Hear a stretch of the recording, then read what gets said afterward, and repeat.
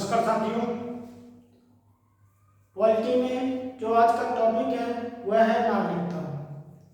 जैसा कि इससे पहले हम एक क्लास कर चुके हैं नागरिकता के ऊपर, आज नागरिकता की दूसरी क्लास है। नागरिकता का जो वर्णन किया गया है वह संविधान के भाग 2 के अनुच्छेद 5 से 11 तक किया गया है।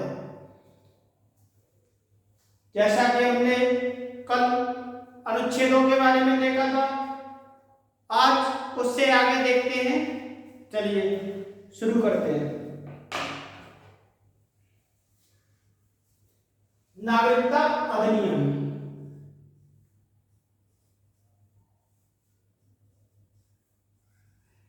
नागरिकता अधिनियम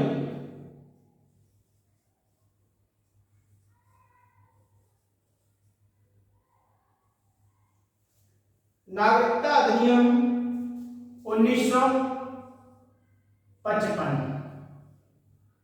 यह 1955 में आया था।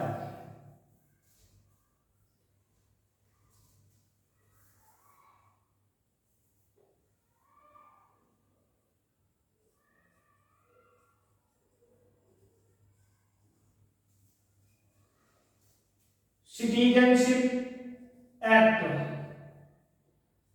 1955, इसके बारे में देखते हैं।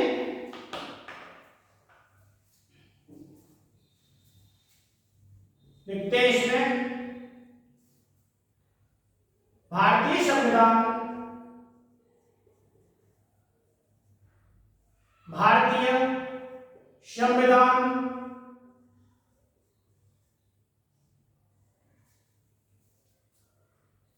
संसद को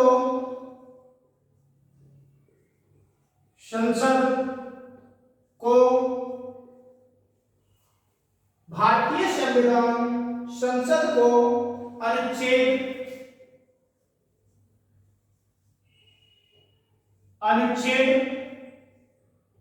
11 के तहत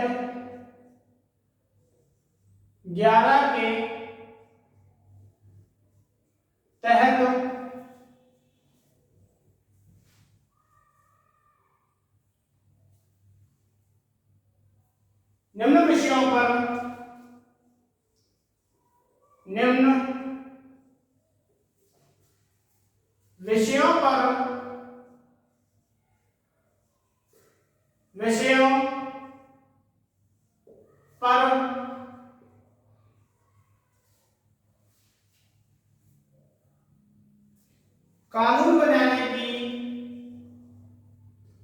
कानून बनाने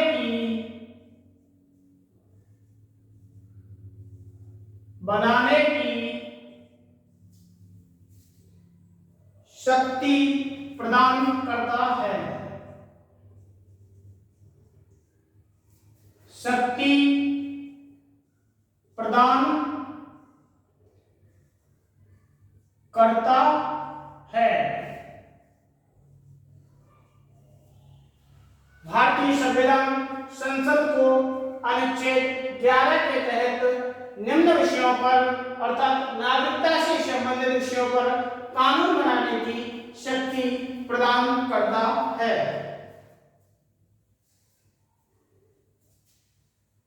इसी के अंतर्गत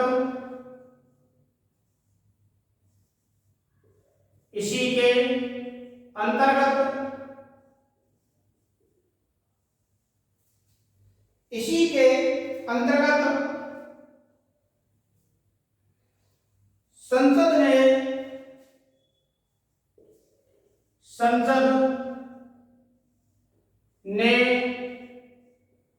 1955 में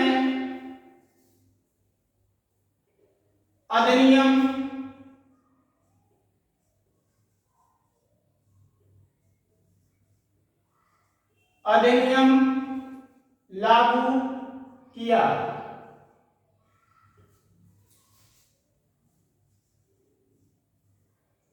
लागू किया। भारतीय संविधान संसद को अनुच्छेद 11 के तहत निम्न विषयों, अर्थात निम्न की जगह लिख लेते हैं नागरिकता,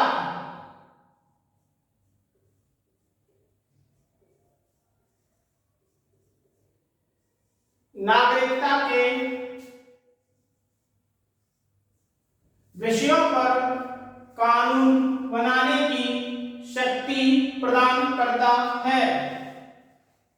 इसी के अंतर्गत संसद ने 1955 में अधिनियम लागू किया, अर्थात नागरिकता से संबंधित अधिनियम 1955 में संसद ने लागू किया।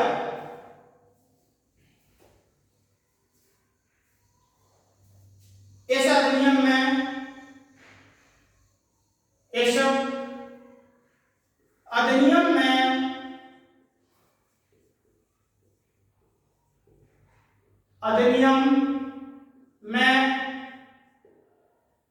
क्रमशः इस अधिनियम में क्रमशः 1957,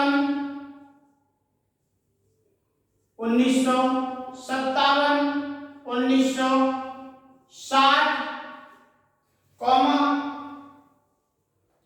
1985, 1986,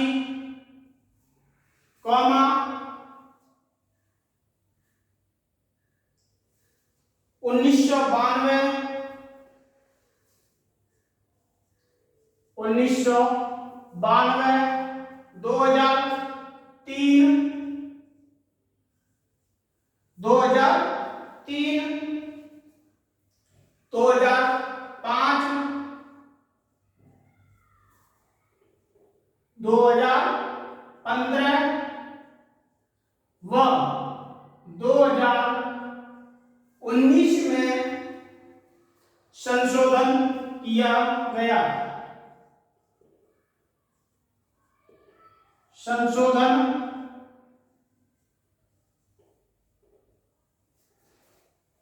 किया गया।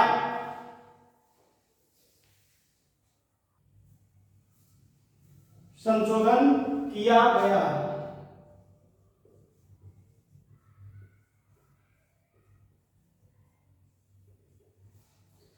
इस अधिनियम में क्रमशः 1957, 1960, 1985, 1986, 1992, 2003, 2005, 2015 व 2019 में संशोधन किया गया था। हमने देखा नागरिकता अधिनियम 1955, इसमें कहा गया कि भारतीय संविधान संसद को अनुच्छेद 5 के तहत अनुच्छेद 11 के तहत नागरिकता के विषयों पर कानून बनाने की शक्ति प्रदान करता है। इसी के अंतर्गत संसद ने 1955 में यह अधिनियम बनाया, जिसमें सरकार ने अभी हाल ही में, अर्थात करंट में देखा जाए तो 2019 में कुछ बदलाव किए गए हैं, जिसमें संशोधन किया गया था 2019 में करंट का देखा जाए तो। नागरिकता की प्राप्ति देखते हैं, नागरिकता की प्राप्ति के बारे में।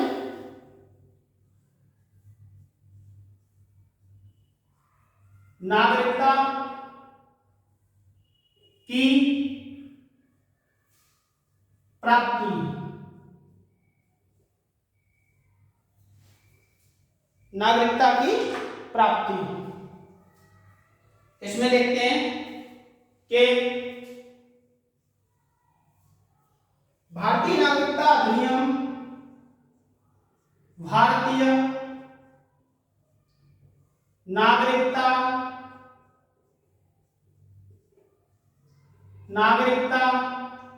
अधिनियम 1955 1955 भारतीय नागरिकता अधिनियम 1955 के अनुसार 1955 के अनुसार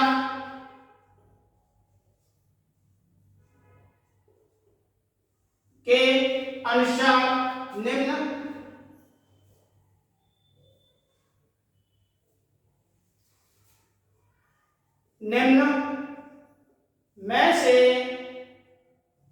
किसी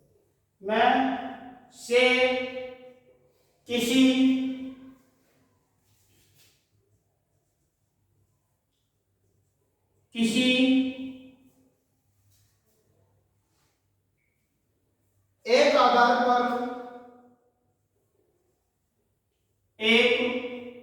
आधार पर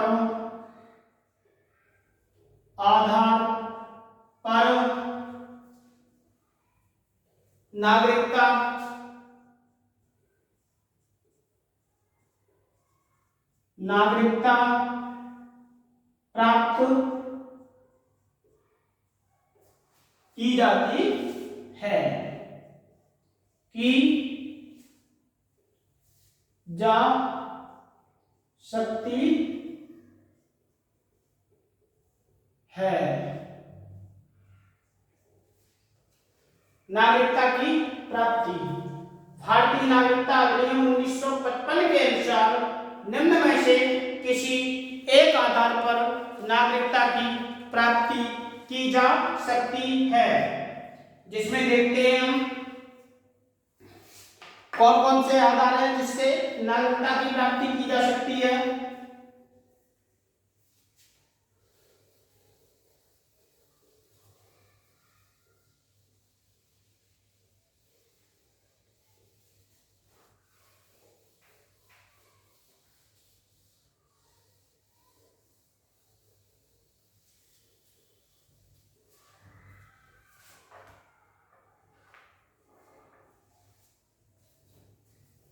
नागरिकता की जो प्राप्ति की जा सकती है उसमें देखते हैं हम पहले नंबर पे जो है वह है जन्म से,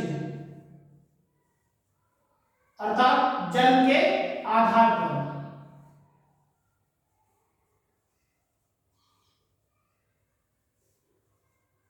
जन्म के आधार पर दूसरा है वह है वंश के आधार पर।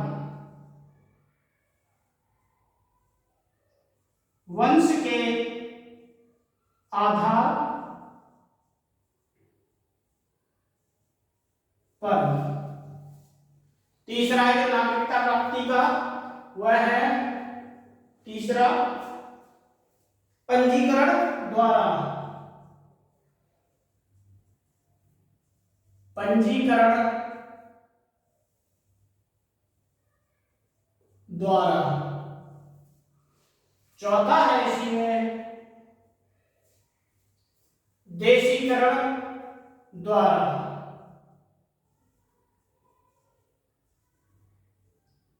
देशीकरण द्वारा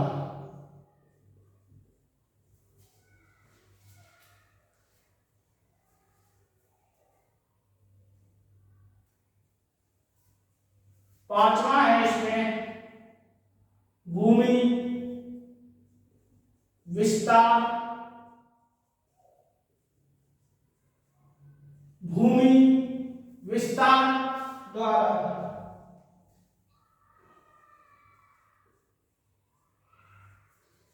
भूमि विस्तार द्वारा ही नागरिकता प्राप्त की जा सकती है।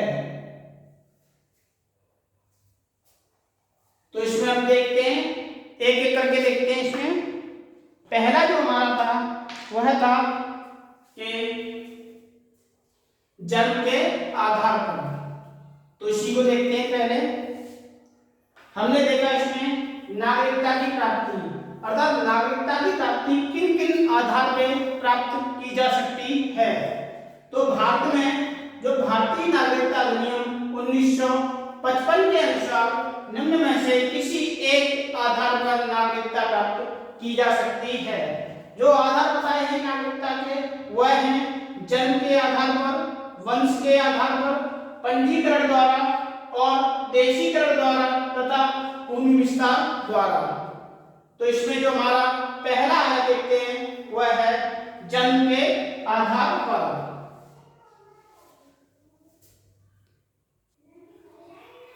पहला देखते हैं इसमें हम जन्म के आधार पर।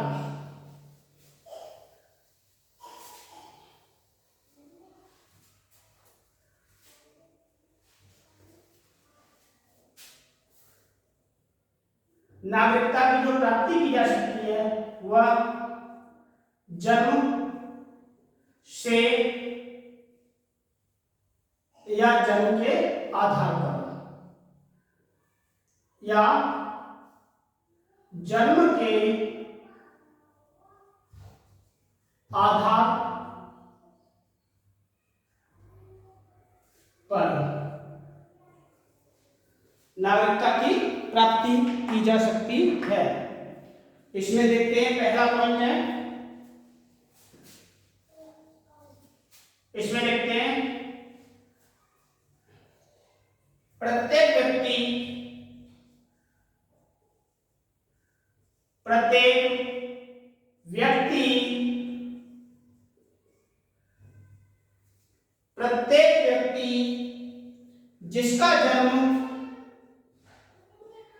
जिसका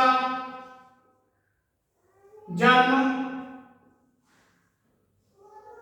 प्रत्येक व्यक्ति जिसका जन्म संविधान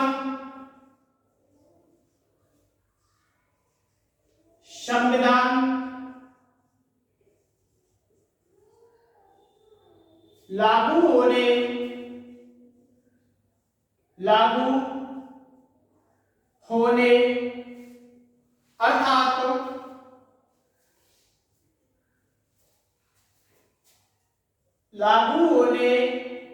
अर्थात 26 जनवरी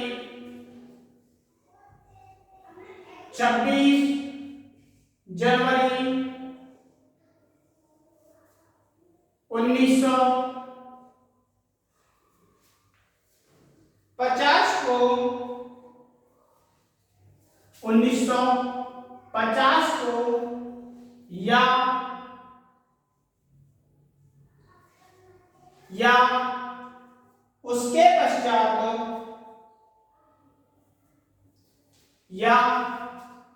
को या उसके पश्चात भारत में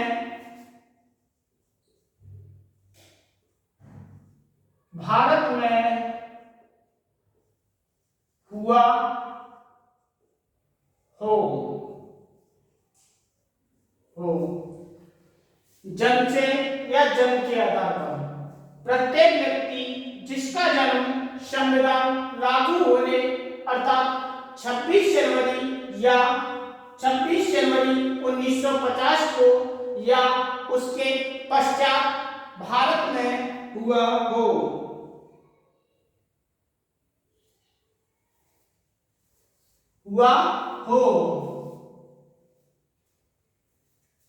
तो वह जन्म से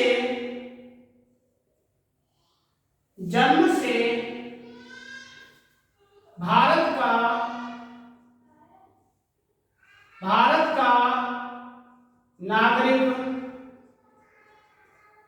नागरिक होगा।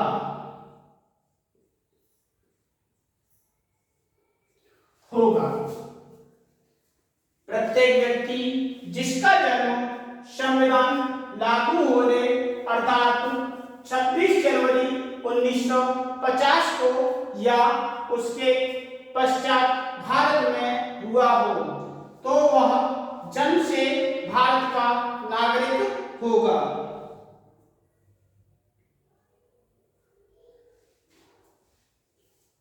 इसमें कुछ अपवाद भी हैं, उन्हें देखते हैं। अपवाद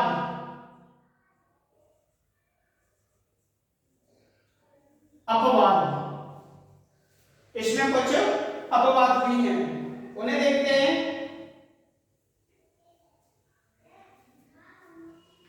जैसे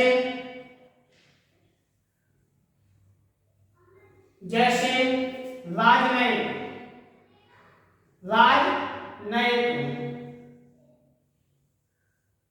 जैसे राजनयिक तथा शत्रु विदेशियों के तथा शत्रु शत्रु विदेशियों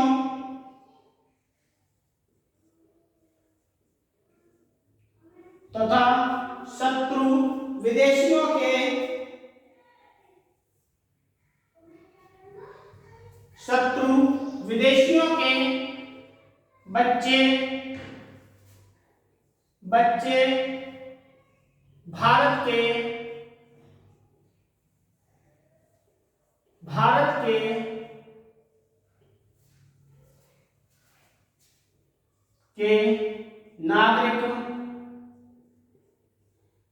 नागरिक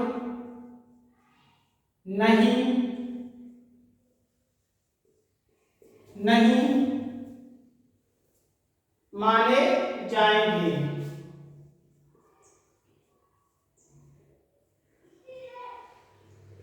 नहीं माने जाएंगे।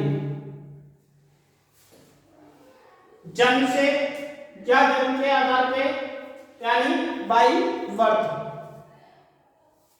बाई बर्थ,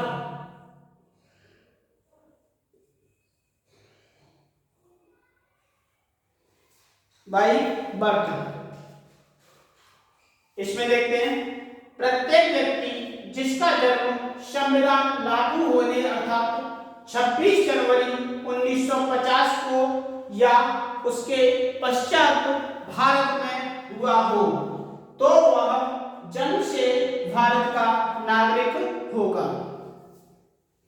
यही कुछ अपवाद भी हैं, जैसे राजनयिक से तात्पर्य है जैसे किसी देश के एम्बेसडर जो भारत में हैं, भारत में उनकी ड्यूटी है, अर्थात वो सिविल सर्वेंट हैं जो कि भारत में रह रहे हैं और अपने देश का प्रतिनिधित्व करते हैं, तो उनके बच्चे यदि उनका जन्म भारत में हुआ हो तो वह भारत के नागरिक नहीं माने जाएंगे, तथा जो भी विदेशी शत्रु विदेशियों के बच्चे यानी कि दुश्मन विदेशियों के बच्चे भारत के नागरिक नहीं माने जाएंगे। ये इसमें अपवाद है। दूसरा पॉइंट है इसमें, वह देखते हैं। पहला हो गया जन्म से या जन्म के आधार पर, दूसरा है वंश के आधार पर।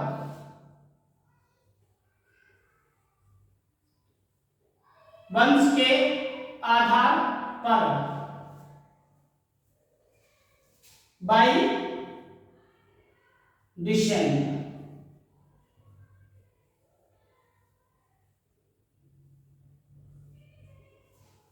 वंश के आधार पर इसमें देखते हैं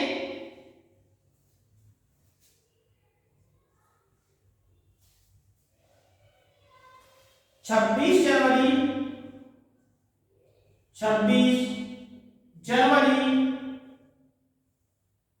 1950 को या उसके पश्चात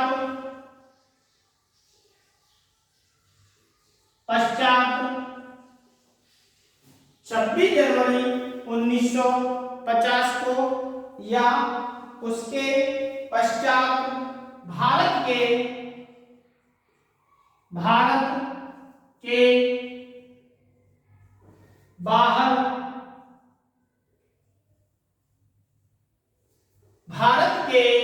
बाहर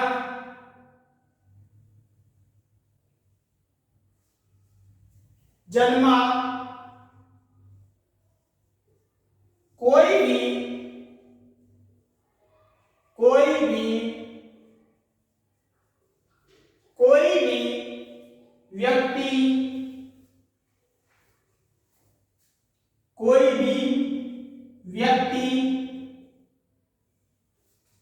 व्यक्ति कतिपय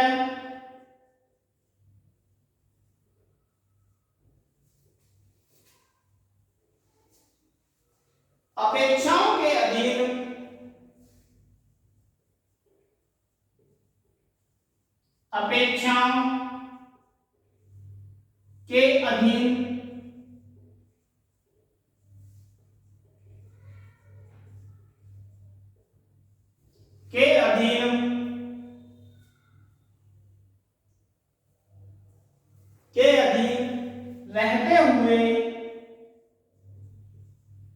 रहते हुए भारत का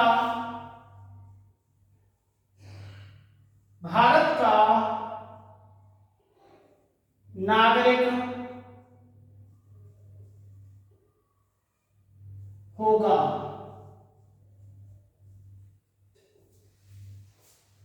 26 जनवरी 1950 को या उसके पश्चात भारत के बाहर जन्मा कोई भी व्यक्ति कतिपय अपेक्षा के अधीन रहते हुए भारत का नागरिक होगा।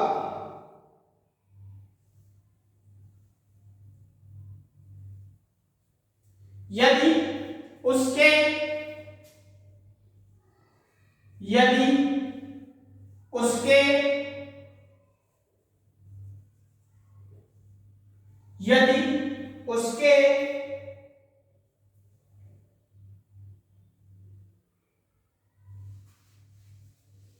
माता या पिता भारत का, यदि उसके माता या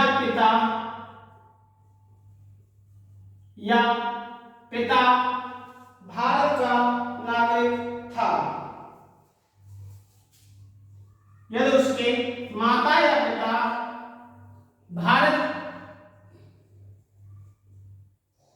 के नागरिक थे। इसमें कहा जा सकता है कि 26 जनवरी 1950 को या उसके पश्चात भारत के बाहर जन्मा कोई भी व्यक्ति कतिपय अपेक्षाओं के अधीन रहते हुए भारत का नागरिक होगा। भारत का नागरिक तो होगा, लेकिन उसकी भी शर्त है यदि उसके माता या पिता भारत के नागरिक थे। यदि उसके माता या पिता कोई भी सही जो भारत के नागरिक थे तो वह वंश के आधार पर भारत का नागरिक होगा। अगला है इसमें, उसे देखते हैं, वह है पंजीकरण द्वारा, बाई रजिस्ट्रेशन। जन्म से देखा हमने, अब देखते हैं तीसरा पंजीकरण द्वारा।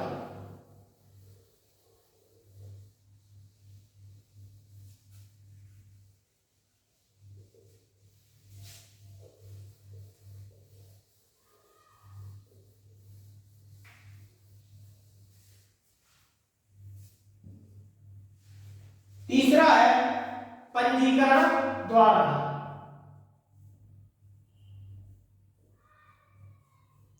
पंजीकरण द्वारा बाय रजिस्ट्रेशन।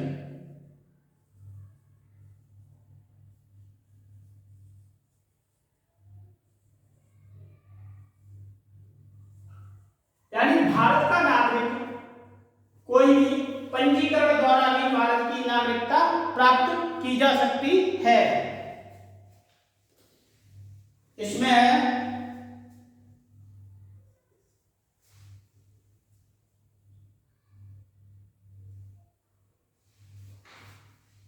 केंद्र सरकार केंद्र सरकार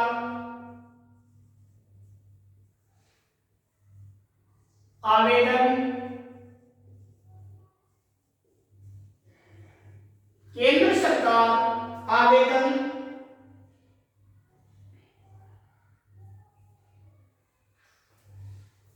प्राप्त होने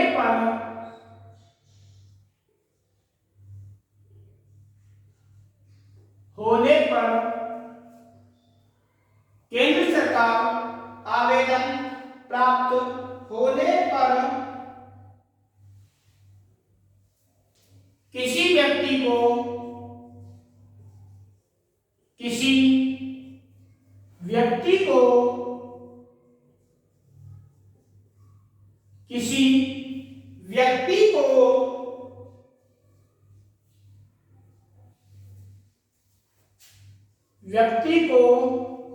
भारत के नागरिक के रूप में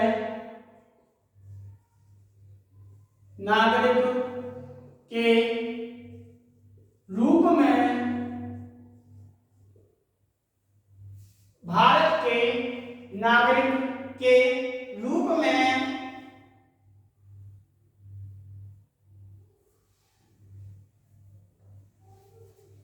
रूप में पंजीकृत कर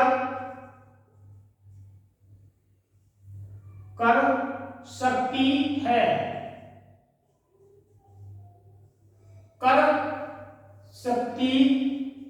है केंद्र सरकार आवेदन प्राप्त होने पर किसी व्यक्ति को भारत के नागरिक के रूप में पंजीकृत कर सकती है जिसने किसी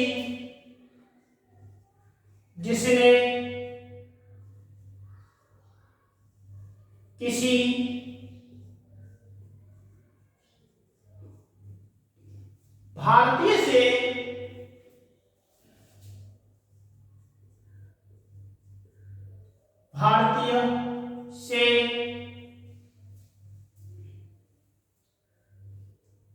विवाह किया हो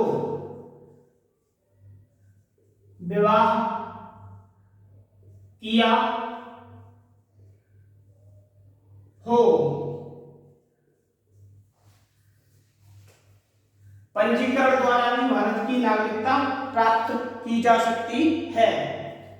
उसमें भी कहा गया है कि केंद्र सरकार आवेदन प्राप्त होने पर किसी व्यक्ति को भारत के नागरिक के रूप में पंजीकृत कर सकती है, लेकिन उसकी शर्त है कि जिसने किसी भारतीय से विवाह किया हो। यदि उसने किसी भारतीय से विवाह किया है तो उसे भारत की नागरिकता दे दी जाएगी। इसके बाद देखते हैं अगला तीसरा पॉइंट हो गया कि पंजीकरण द्वारा, और चौथा निर्देश में चौथा है देशीकरण द्वारा। देशीकरण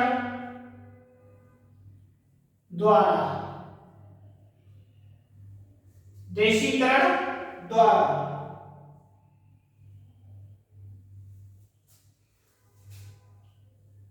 बाइनैचुरलाइजेशन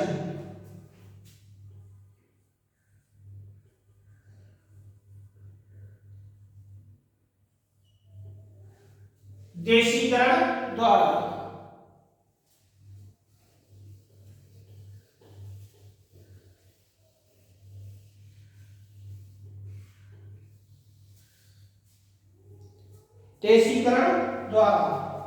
इसमें देखते हैं केंद्र सरकार केंद्र सरकार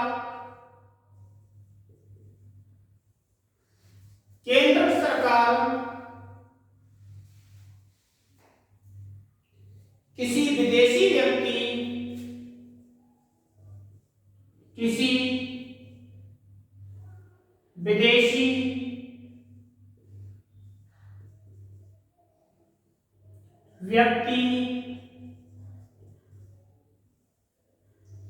केंद्र सरकार किसी विदेशी व्यक्ति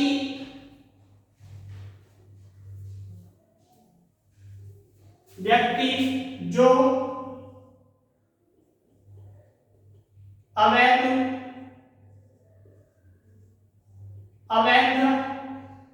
प्रवासी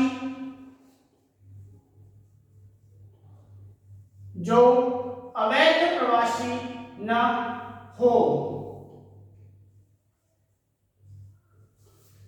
केंद्र सरकार किसी विदेशी व्यक्ति जो अवैध प्रवासी न हो उसके द्वारा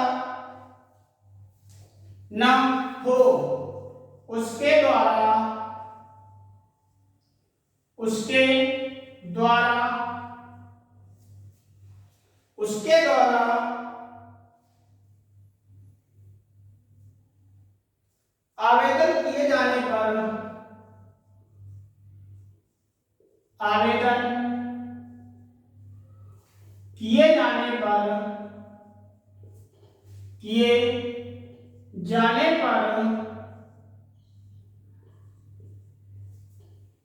उसके द्वारा आवेदन किए जाने पर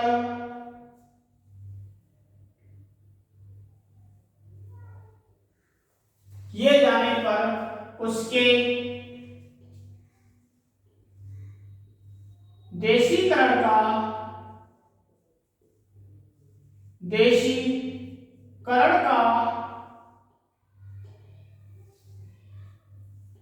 उसके देशीकरण का प्रमाण पत्र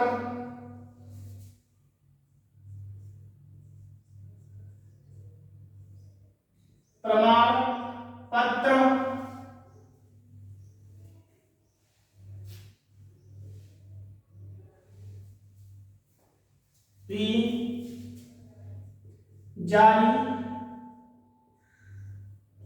जारी कर सकती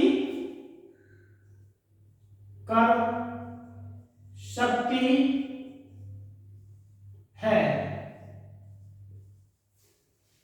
उसके देशीकरण का प्रमाण पत्र भी जारी कर सकती है।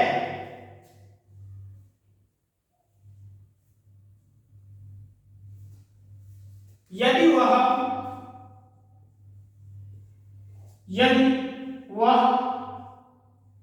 कुछ निश्चित शर्तों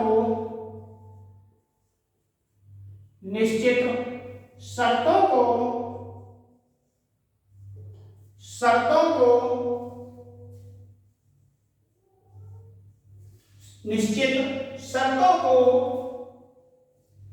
पूरा करता हो।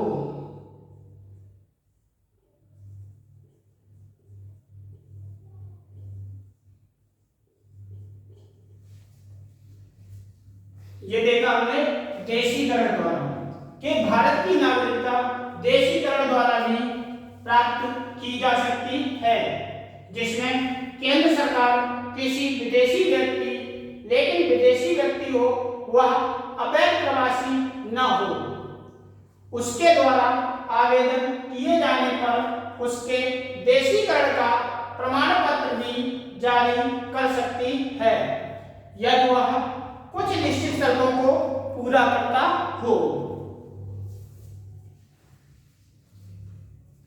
इसके बाद अगला पॉइंट वह है भूमि विस्तार द्वारा।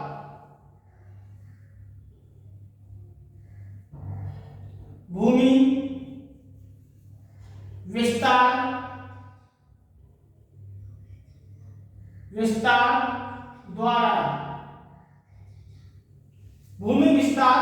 द्वारा by land extension, by land extension,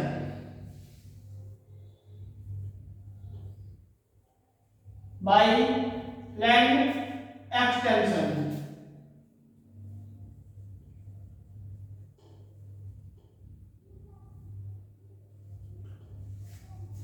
भूमि विस्तार द्वारा, अर्थात भूमि विस्तार द्वारा भी भारत की नागरिकता प्राप्त की जा सकती है। इसमें देखते हैं, यदि किसी यदि किसी यदि किसी नवीन यदि किसी नवीन क्षेत्र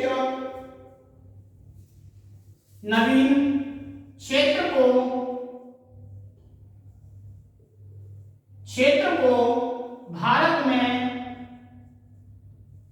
यदि किसी नवीन क्षेत्र को भारत में शामिल किया जाए,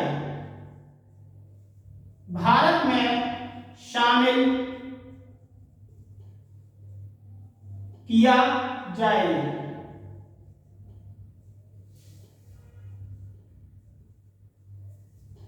यदि किसी नवीन क्षेत्र को भारत में शामिल किया जाए,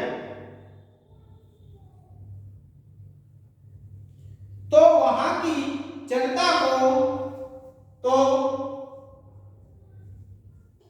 वहां की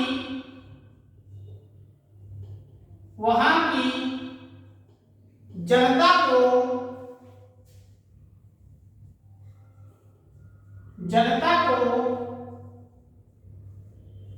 तो वहां की जनता को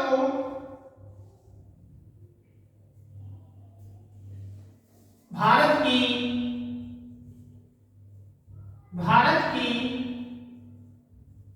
नागरिकता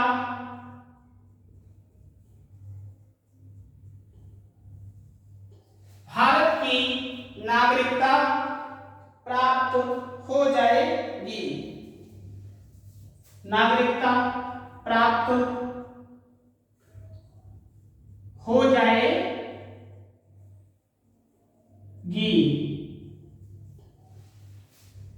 भूमि विस्तार द्वारा अर्थात बाय लैंड एक्सटेंशन द्वारा भारत की नागरिकता प्राप्त की जा सकती है। यदि किसी नवीन क्षेत्र को भारत में शामिल किया जाए, तो वहां की जनता को भारत की नागरिकता प्राप्त हो जाएगी।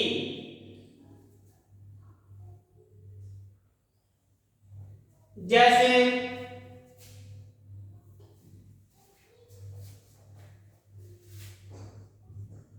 जैसे 1961 में गोवा को 1961 में गोवा को भारत में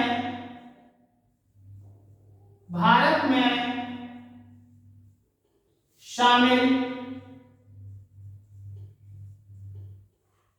किया गया।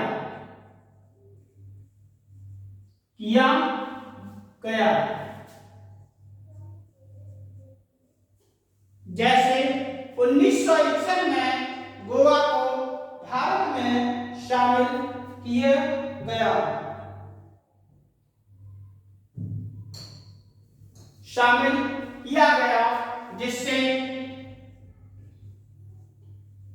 जिससे वहां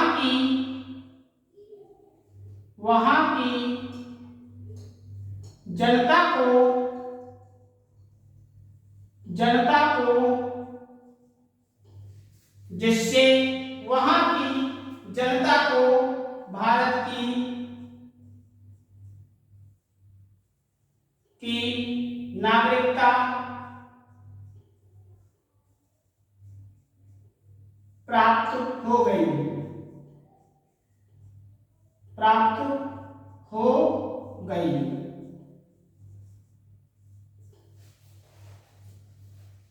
भूमि विस्तार द्वारा अर्थात वाइलैंड एक्सटेंशन द्वारा यदि किसी नवीन क्षेत्र को भारत में शामिल किया जाए तो वहां की जनता को भारत की नागरिकता प्राप्त हो जाएगी। जैसे हमने देखा कि 1961 में गोवा को भारत में शामिल किया गया, जिससे वहां की जनता को भारत की नागरिकता प्राप्त हो गई। तो ये हमने देखा कि नागरिकता की भारत में नागरिकता किन किन आधार पर प्राप्त की जा सकती है।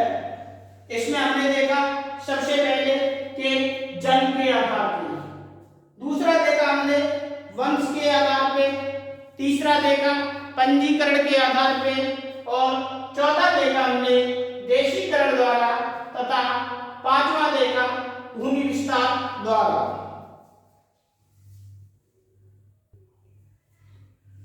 तो ये हमने देखा कि नागरिकता की प्राप्ति के आधार। इसके बाद हम देखते हैं अगला है हमारा कि नागरिकता की समाप्ति, कि नागरिकता की समाप्ति किस किस आधार पर की जा सकती है।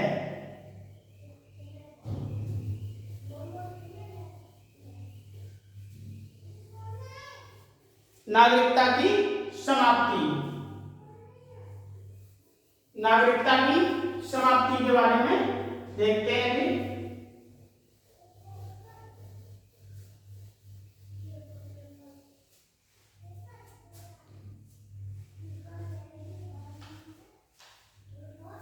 नागरिकता की समाप्ति, नागरिकता की समाप्ति,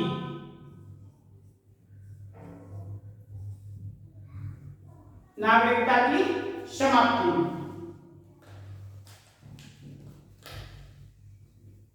नागरिकता की समाप्ति कैसे होती है उसके बारे में देखते हैं कि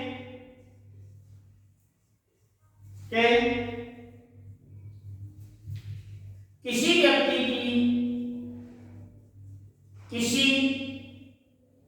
व्यक्ति की नागरिकता का अधिकार, किसी व्यक्ति की नागरिकता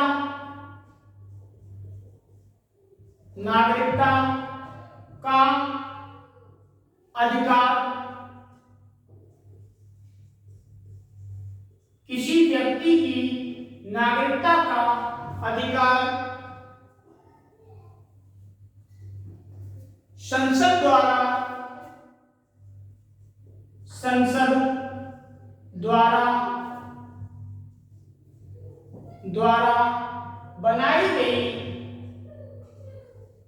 बनाई गई संसद द्वारा बनाई गई विधि के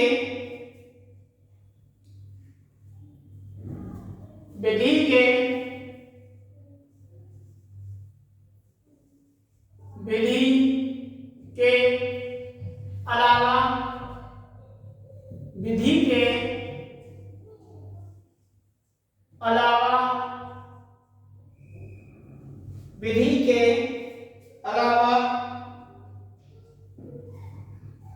किसी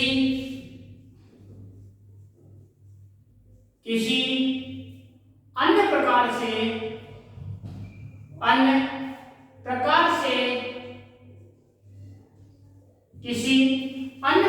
से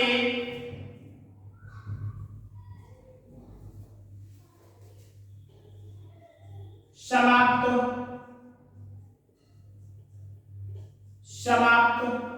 नहीं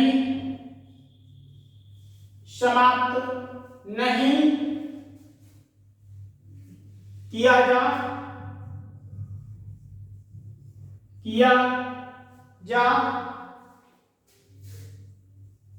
जा सकता है।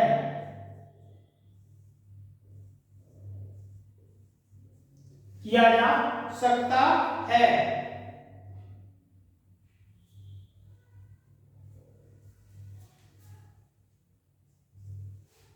इसमें देखते हैं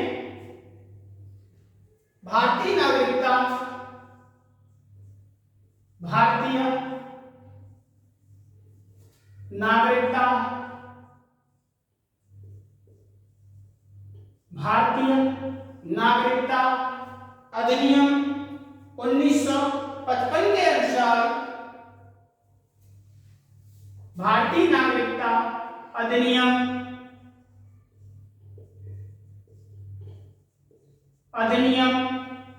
1955 के अनुसार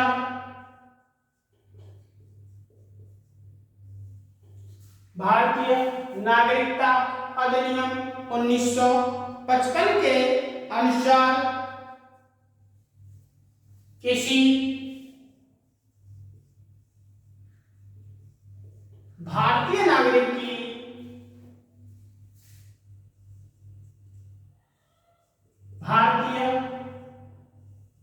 नागरिक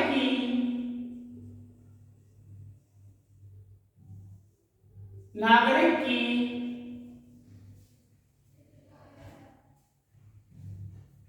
नागरिकता समाप्ति के नागरिकता समाप्ति के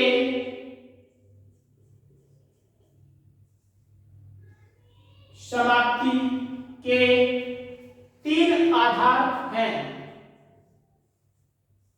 3 आधार है। भारतीय नागरिकता अधिनियम 1955 के अनुसार किसी भारतीय नागरिक की नागरिकता समाप्ति के 3 आधार हैं।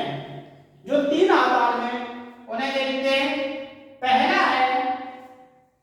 पहला जो आधार रखा गया है वह है परित्याग से।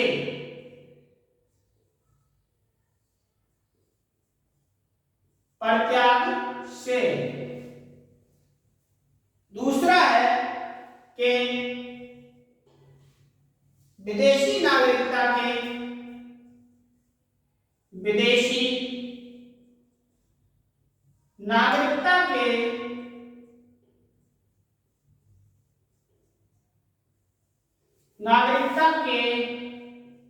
ग्रहण करने से।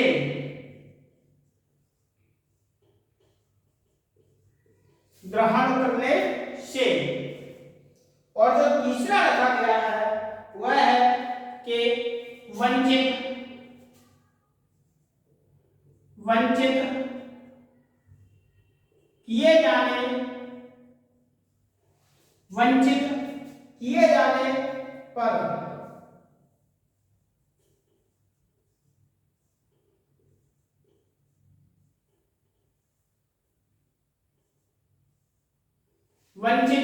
किए जाने पर हमने देखा इसमें कि नागरिकता की समाप्ति, किसी व्यक्ति की नागरिकता अधिकार संसद द्वारा बनाई गई विधि के अलावा किसी अन्य प्रकार से समाप्त नहीं किया जा सकता है।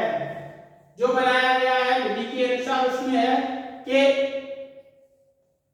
भारतीय नागरिकता अधिनियम 1955 के अनुसार किसी भारतीय नागरिक की नागरिकता समाप्ति के 3 आधार हैं। जो 3 आधार हैं वह है परित्याग से, विदेशी नागरिकता के ग्रहण करने से और वंचित किए जाने पर भारत की नागरिकता समाप्त की जा सकती है। तो आज हमने देखा कि भारत की नागरिकता प्राप्ति के जो आधार थे उनके बारे में देखा और देखा कि नागरिकता की समाप्ति कैसे की जाती है। उसके जो 3 आधार हैं इनकी चर्चा हम करते हैं कल की क्लास में। तो आज के लिए इतना ही। धन्यवाद। मिलते हैं कल की क्लास में।